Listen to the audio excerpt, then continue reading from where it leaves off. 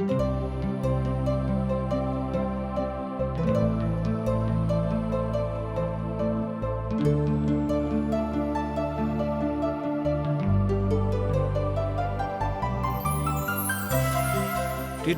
के प्रस्तुति आशक इजोत बाइबल के पुस्तक के क्रमानुसार अध्ययन अछि, जाय में अहाँ सब के पाप से कोना क छुटकारा भ सकलो हैं आ सृष्टिकर्ता के अनुसार जीवन जी सकै छी। यह कार्यक्रम हमरा के एकटा अवसर प्रदान करई अछि कि हम बाइबल से अपन जीवन से जुड़ल बातों के अध्ययन क सकलो हैं आ वह जानू कि हमरा जीवन के लेल परमेश्वर के इच्छा के की अछि। कृपया देखू आ सुनू, जाय से परमेश्वर अहाँ के जीवन के मार्गदर्शक ठहरे। आशाक इजोत मैथिली कार्यक्रम में एक बेर और हम अहाँ के अभिनंदन प्रभु यीशु मसीह के मीठ आ पवित्र नाम में कह रहल छी। हमर श्रोता मित्र, हमर भाई बहिन, आजुक दिन हमरा सब बुआजा के खलिहान पछी अर्थात ओतऽ के घटनाक्रम कोन तरह के अछि तकरा पर अध्ययन करब। रूत अपन अधिकारक मांगैत नहि गेली, मुदा ओ विनीत भाव सँ अपन मनोदशाक अभिव्यक्ति करैत अछि। तैं नओमी अब रूतक काज अपना जिम्मा लऽ कऽ बोआज और रूत कोनाक एक होती तकर बाट सोझ करबाक लेल ओहि जिम्मेवारी के अपना ऊपर लऽ लैत अछि। तहन अहाँ बाजि सकलहुँ हैं कि नओमी एकटा नीक मायक जिम्मेवारी कोना निभावल जाइत अछि तकरा एहिठाम ओ करैत अछि। तैं ओहि कालक इस्राएली समाजक बुझबाक हेतु ओहि कालक किछु व्यवस्थाक विश्लेषण कऽ देनाइ उचित अछि। मूसाक व्यवस्था में एकटा कानून छल जे आजुक व्यवस्था सँ मेल नहि खाइत अछि। जँ जेठ भाई मरि गेलिक आर हुनक कोनो संतान नहि छनि तऽ छोट भाई हुनका संगे शादी कऽ कऽ एकटा नीक पतिक आचरण हुनका संगे करैत रहैक आ जे धियापुता हुनका सँ उत्पन्न होइत रहैक ओ हुनके नाम सँ जानल जाइत रहैक। ई एकटा ओहि काल में व्यवस्थाक आधार पर बनायल गेल सामाजिक नियम रहैक। तहन एहि बात सँ हमरा लोकनि सीख सकैत छी कि विवाह हुनके सँ भऽ सकैत अछि कि जँ ओहि स्त्री के कोनो अपन आदमी जीवित छनि। ई इस्राएली व्यवस्थाक आजुक धार्मिक व्यवस्था सँ अहाँ भिन्न रूप में देख सकैत छी। मुदा ओहि स्त्रीक पति छोट भाई सँ समाजक दबाव में डालि कऽ जँ हुनका संगे विवाह कऽ लेतैक तऽ सेहो नीक नहि करतैक। मुदा ओहि काल में एकटा व्यवस्था रहैक कि जे किओ छोट भाई के सँ विवाह करबाक इच्छा राखैत रहैक तऽ समाज बा ओहि गामक समाज हुनका ऊपर दबाव डालि कऽ हुनका सँ विवाह करा दैत रहनि। ई एकटा ओहि कालक व्यवस्था रहैक। मुदा आजुक संदर्भ में ई बात लागू नहि भऽ सकैत अछि। मुदा अहाँ सोचि सकैत छी जे आजुक संसार में एहि तरहक व्यवस्था शायदे कतौ होइत हेतैक। मुदा ई व्यवस्था बड्ड भऽ सकैत अछि कि ओहि काल में कारगर हेतैक, मुदा आजुक संदर्भ में कारगर नहि अछि। तहन अहाँ बाजि सकलहुँ हँ कि एहि तरहक व्यवस्था पवित्र पोथी बाइबिल में किएक देवल गेल रहैक। एकटा बात हम अहाँके स्मरण दियाबैत छी कि प्रभु यीशु मसीह कहलनि कि अहाँ सभक हठी स्वभावक कारणे एहि तरहक व्यवस्था मूसा अपना पोथी में अहाँ सभक लेल देने छथि। अर्थात परमेश्वरक तऽ मेन आधार प्रेम छनि, मुदा जहन हमरा सब ओहि प्रेमक बिसरा दैत छियै तहने एहि तरहक तकलीफ में पड़ैत छी। अब और एकटा विचित्र व्यवस्था के एहिठाम हमरा सब देखैत छी। ओ थिक ओहि स्त्रीक अपन ओहि इस्राएली पतिक लेल संतान उत्पन्न करबाक छनि। अपन पतिक छोड़ि कऽ कोनो भायक संगे विवाह कऽ कऽ एहि कथाके एहि तरह बुझैत छी जे अपन मातृत्वके खूब नीक जकाँ राखि सकैत अछि। एहि तरह अहाँ बाजि सकलहुँ कि एहि तरहक व्यवस्था जे ओहि कालमे छलीक तकरा ओहि काल धरि जे लोक सब छलाह मानैत छलखिन। रूतक विषय में ई बात बड्ड भिन्न कारण रहनि। ओ तऽ मे नहि भेल छली। अब एहि बातक अहाँ एहिठाम देख सकैत छी। रूतक साउस नओमी हुनका सँ कहली, हे हमर बेटी, की हम अहाँक लेल ठाउँ नहि खोजी जाहिसँ अहाँक भला होइक। रूत एहिठाम बड्ड विनम्र भावसँ विनीत भावसँ अपन साउस नओमीसँ कहैत अछि, हम तऽ अहाँक संगे एहिठाम अयलहुँ हेँ, जेनाकि हमरा लोकनि पहिल पदमे देखने छलहुँ हेँ कि जतऽ अहाँ जायब ओतय हमहूँ रहब, आ जे अहाँक परमेश्वर हेताह सएह हमरो परमेश्वर होइत, जतऽ अहाँ मुआब ओतय हम मुआब। ई सबटा बात जहन हमरा लोकनि देखलहुँ हेँ, तहन एहिठाम रूतक साउस नओमी हुनकासँ कहली, हे हमर बेटी, की हम अहाँक लेल ठाउँ नहि खोजी जाहिसँ अहाँक भला होइक। एहिठाम रूतके एकटा प्रश्न पूछैत छथि हुनक साउस नओमी, कि हमर ई काज नहि अछि, हमर कर्तव्य नहि अछि जे हम अहाँक लेल ठाउँ खोजी जाहिसँ अहाँ शान्तिके अनुभव करब। ओहि समस्त कटनीके कालमे नओमी बेतलहमक सड़क पर बोआज आ रूतक आबैत जंगलासँ देखैत रहली। ई लगभग 6 सप्ताह धरि होइत रहलै। अब जौ के जौर कऽ कऽ खलिहान पर आनैके कालमे आबि गेल रहिक, आ गेहूँके कटनीके काल सेहो खत्म भऽ गेल रहिक। अब ओ रूतक लेल आराम करबाक इच्छा व्यक्त कयने छलाह। एहिठाम अहाँ देखैत छी जे ओतेक दिन जे काज कयली तकरा बाद ओ कनिक थाकि गेल छथि, तऽ हुनका आरामक आवश्यकता रहनि। आब जेकर दासीके लग अहाँ छलहुँ हेँ, केओ बोआज हमर सम्बन्धी नहि थिकाह, ओ तऽ आजुक राति खलिहानमे जौ पर रहताह। एहिठाम नओमी अपन बहु रूतके एहि कथाके ज्ञान दऽ रहल छथि जे ओ अहाँके छोड़ाबैवला थिकाह। अहाँके अधिकार अछि जे अहाँ एहि बातक मांग हुनकासँ करियौन। तैँ हम चाहैत छी जे आजुक राति अहाँ खलिहान पर जाकऽ हुनकासँ एहि बातक मांग करियौक, आ हुनका एहि बातक ज्ञान दियौक जे अहाँ हमर छोड़ाबैवला थिकहुँ हेँ, तैँ अहाँ हमरा छोड़ाबियौक। अब रूत और बोआजक प्रेम कहानी एहिठाम हमरा लोकनि देखैत छी और गहीर भेल जा रहल अछि। परमेश्वर अब रूतक छोड़ाबैवलाके दिस लऽ जा रहल छथि, आ हुनका हृदयमे रूतक प्रति अथाह प्रेम भरैत छथि।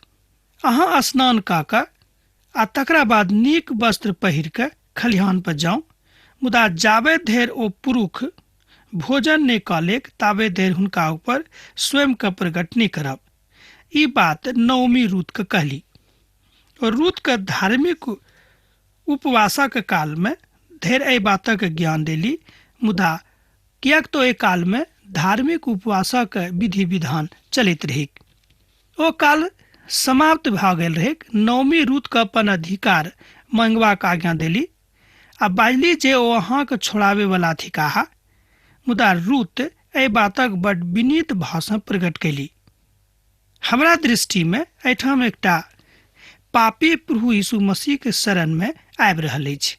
एहि तरहक हमरा लोकनि दृश्य एहिठाम देखैत छी जे एहि तरहक अभिव्यक्ति एहिठाम होइत अछि, जेना कोनो पापी प्रभु यीशु मसीहके लग आबि कऽ अपन पापक क्षमा मांगैत छथि। एहि तरहके अभिव्यक्ति एहिठाम होइत अछि। आ दोसर बात जे नओमीके कहली ओ थिक जे अहाँके लेल जे बात हम कहलहुँ हेँ तकरा अहाँ बिसरायब नहि, वएह बात अहाँ जाकऽ ओहिठाम कहबिक। पतिके मृत्युके बाद रूत एहि तरह स्वयंके कहियो नहि सम्हारली, आ ई बहुत दिनक बाद एहि तरहक अवसर हुनका जिंदगीमे आबि गेल रहनि। हमर विचार अछि जहन हमरा सब प्रभु यीशुके हृदयसँ ग्रहण करैत छी, हमरा सभक व्यवहार, हमरा सभक आचरण एकटा नवजात नेनहाक समान भऽ जाइत अछि जे पूर्ण रीतिसँ अपन मेक ऊपर आश्रित होइत अछि। हमर भाई बहिन, जहन हमरा सभक व्यवहार एकटा पूर्ण नेनहाक समान भऽ जाइत अछि, जहन हमरा लोकनि एहि बातक सीख जाइत छी कि हमरा सभक पूर्ण रीतिसँ प्रभु यीशु मसीहके ऊपर आश्रित रहबाक अछि, तहने हमरा लोकनि परमेश्वरक शरणमे आबैत छी। जहन ओ सुति जायक तहन अहाँ हुनका सुतलाक स्थानके देख लेब आ फेर भीतर जाकऽ हुनक पाँव उघारि कऽ सुति जायब। तहन ओ अहाँके बतायत जे अहाँके की करबाक अछि। एहि बातक अहाँ 4 पदमे देख सकैत छी। हमर भाई बहिन, समस्त पापी किया करबाक आवश्यकता अछि। अहाँके लेल ई बड आवश्यक थिक कि अपन पापक स्वीकार करूं आ प्रभु यीशु मसीह अपन उद्धारकर्ताक रूप में सेहो ग्रहण करूं। हमर भाई बहिन, हमरा सब जहन मनुख जाति के रूप में संसार में उपस्थित छी तऽ हमरा सबसँ रोज किछु ने किछु पाप होइत अछि। तैं पवित्र पोथी बाइबिल बताबैत अछि कि जे कियो मेक गर्भसँ पैदा नेने छथि ओ सब कियो पापी छथि।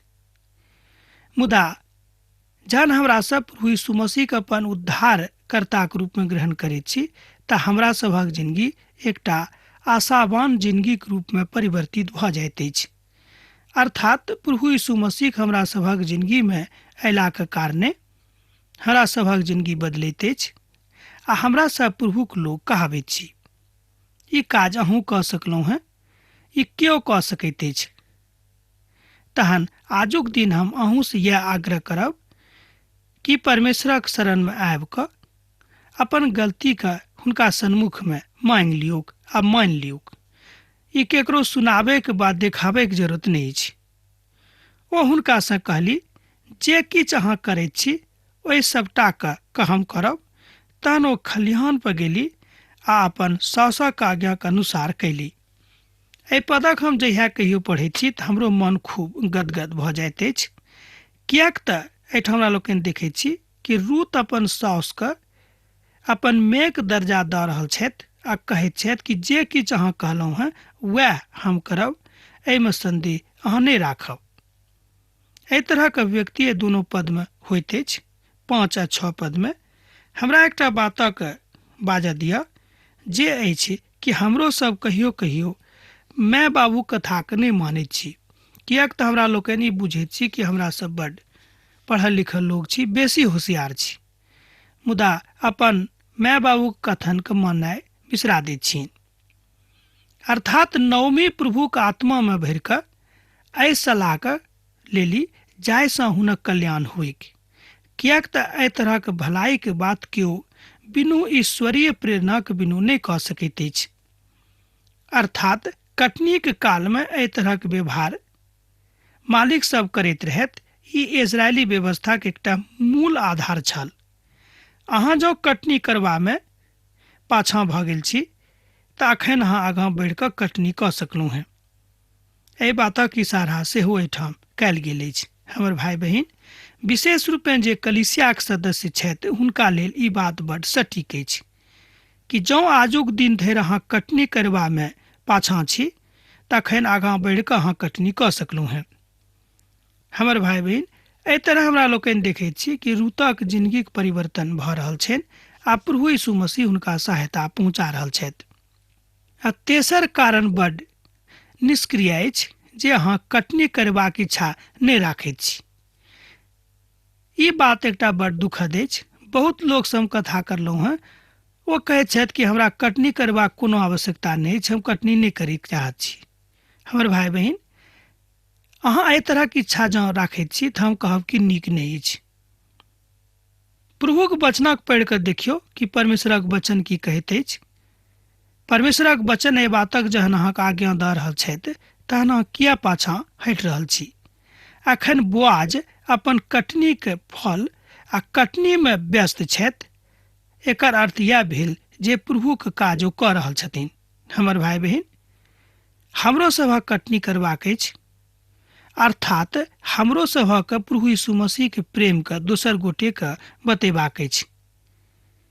ई कतेक महान अवसर अछि। अहूँ अपन भाई बहिन के, अपन गांव समाज के एहि बातक ज्ञान दऽ सकलहुँ हैं। मुदा जहन बोआज खा पी कऽ आनंदित भेलाह आ हुनक मन प्रसन्न भेलनि, तहन जाकऽ अनाजा के ढेरी पर तकरा ऊपर ओ सुति गेलाह। तहन रूत चुपचाप गेली और हुनक पाँव के उघाड़ि कऽ सुति गेली। आधा राति में ओ पुरुष चौक गेलाह आ ओ आगू के दिस झुकि कऽ देखैत छथि जे कोनो स्त्री हुनका पाँव के ऊपर सुतल छथि। एहि बातक अहाँ 7 आ 8 पद में देख सकैत छी। बोआज खा पी के जहन एहि बातक देखलाह जे ओ आनंदित छथि, तहन ओ अनाजक ढेरी पर सुति गेलाह। एकटा स्त्रीक पाँवक ओ जहन देखैत छथि कि हुनक पाँवक ऊपर एकटा स्त्री सुतल अछि तऽ भऽ सकैत छै जे ओ चिल्ला सकैत छथि, मुदा ओ खूब जोरसँ नहि चिकरलाह, किएक तऽ परमेश्वरक आत्मा हुनका हृदयमे काज कऽ देलनि। मुदा ओ देखलनि कि स्त्री खूब नींदसँ सुतल अछि, मुदा ओ हुनका ओहि काल धरि किछु नहि कहलखिन, किएक तऽ देखलनि जे ओ सुतल अछि। मुदा हुनक नींद खुललाक बाद हुनकासँ पुछलनि जे अहाँ के थिकहुँ हैं? तहन ओ बाजली जे हम अहाँक दासी रूत थिकहुँ। अहाँ अपन दासीके चादर ओढ़ा दिअ, किएक तऽ अहाँ हमर भूमिके छोड़ाबैवला सम्बन्धी थिकहुँ हैं। एहि बातक अहाँ नवम पदमे देख सकैत छी, किएक तऽ एहि अधिकारक मांग करबाक सलाह हुनक साउस हुनका देने रहनि, अर्थात नओमी रूतके यह सलाह देने छली। हमरा विचारमे पवित्र पोथीके परम पुनीत दृश्यमे सँ एक दृश्य अछि एहिठाम। हमरा सब प्रेमक पराकाष्ठाक सेहो देखैत छी आ देखैत छी कि हुनक प्रेमक मध्यमे परमेश्वरक अथाह प्रेम सेहो झलकैत छै। एहन कोनो काजक हमरा लोकनि नहि देखैत छी जाहि काजमे परमेश्वरके पराकाष्ठा रूपी प्रेम नहि झलकैत अछि। हमर भाई बहिन, जहन हमरा सब परमेश्वरक पराकाष्ठा रूपी प्रेमक देखब तऽ एहि बातक खूब नीकसँ बुझि सकलहुँ हैं। एहिठाम व्यवस्थामे जे एकटा व्यवस्था छल, तहन ओ कहली, हे प्रभुक जन, एहि बातक सुनियौक। ओ कहलथि, हे बेटी, प्रभुक दिससँ अहाँक ऊपर आशीष हुएक, किएक तऽ अहाँ अपन पछला प्रेम पहिलोसँ अधिक देखलहुँ हैं, किएक तऽ अहाँ धनी वा कंगाल कोनो जवानक पाछू नहि लागलहुँ हैं। एहि बातक अहाँ दसम पदमे देख सकैत छी। एहिठाम एकटा बात हमरा लोकनि आर देखैत छी कि बोआजक उम्र बेसी रहनि, मुदा रूत अखन जवान छली। मुदा एहिके बादो ओ कहैत छथि कि अहाँ एम्हर उम्हर नहि गेलहुँ हैं, अर्थात परमेश्वरक व्यवस्थाक उल्लंघन अहाँ नहि कयलहुँ। एहिसँ हम बड्ड प्रसन्न छी। सोझ गप इएह भेल। एहिठाम दूटा बातक बड्ड स्पष्ट होइत सेहो हमरा लोकनि देखैत छी। बोआजक प्रति रूतक प्रेम आ रूतक लेल बोआजक प्रेम, आर दोसर बात देखैत छी कि व्यवस्थाके प्रति बोआजक मनमे अथाह श्रद्धा।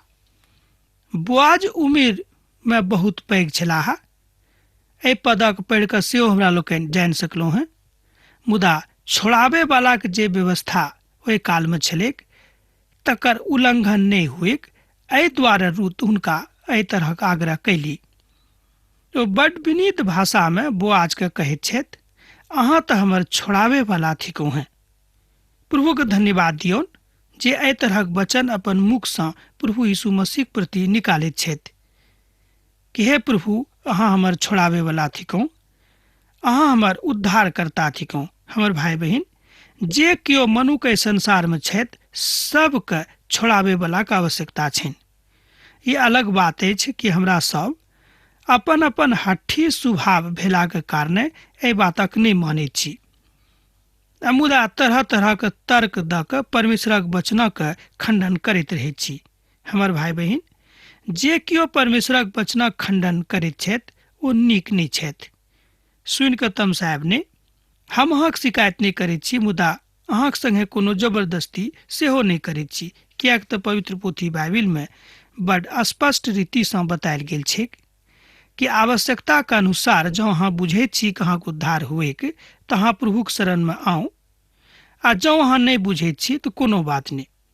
मुदा परमेश्वरक प्रेम बतेबाके आज्ञा हमरा सभक अछि, तैँ हम विनीत भावसँ एहि बातक अहाँके मध्यमे राखि रहलहुँ हैं।